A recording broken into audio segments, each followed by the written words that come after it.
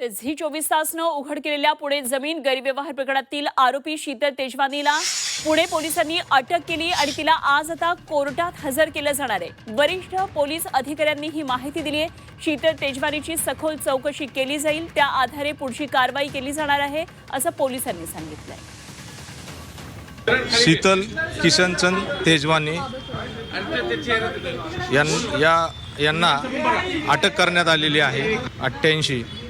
43 acre जागा botanical survey of इंडियाच्या ताब्यात असताना, शासनाच्या मालकीची असताना त्याच्याबद्दलचा खरेदी विक्रीचा व्यवहार करण्यात आला आणि त्या अनुषंगाने त्यांना अटक करण्यात आली आहे आणि पुरेसे पुरावे मिळाल्यानंतर त्यांना अटक करण्यात आली आहे। त्याचा तपास चालू आहे।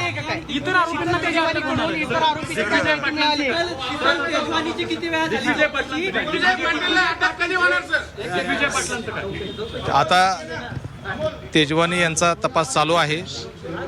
त्यांच्या तपासात जे जे मुद्दे बाहेर येतील त्या तर पोलीस अधिकाऱ्यांची आपण ही प्रतिक्रिया पाहिली। काल शीतल तेजवानीला अटक केल्यानंतर आता तिची चौकशी आजपासून सुरू होणार आणि या चौकशीमधून आणखी अनेक महत्त्वाचे खुलासे पुढे येणार आहेत आणि या संदर्भात आणखी सविस्तर तपशील जाणून घेण्यासाठी आपण जाणार आहोत। पुण्यामध्ये आमचे प्रतिनिधी निलेश खरमरे आपल्याबरोबर थेट जोडले गेलेत। निलेश, अत्यंत मोठी घडामोड, झी 24 तासने या संपूर्ण प्रकरणाचा पाठपुरावा केलेला। सगळ्यात आधी हे सगळं प्रकरण झी 24 तासनं उघडकीला आणलेलं होतं। त्यातला सगळ्यात महत्त्वाचा टप्पा हा काल झाला, तो म्हणजे शीतल तेजवानीची अटक। आज आता कोर्टात हजर केलं जाणार आहे। काय नेमके याच संदर्भातले तपशील आहे?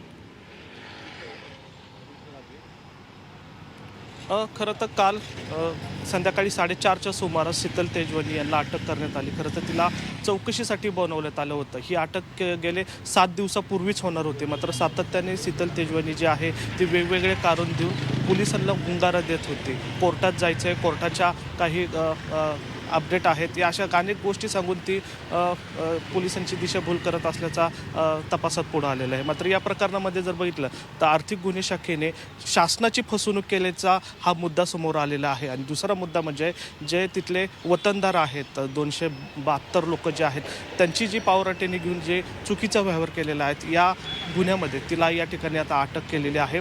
महत्त्वाचं म्हणजे या प्रकरणामध्ये आपण पाहतोय की आता फसवणुकीचा गुन्हा दाखल झालेला आहे। त्यामुळे आता आज कोर्टामध्ये महसूल विभाग आणि आर्थिक गुन्हा शाखा हे दोघं सुद्धा बाजू मांडणार आहेत।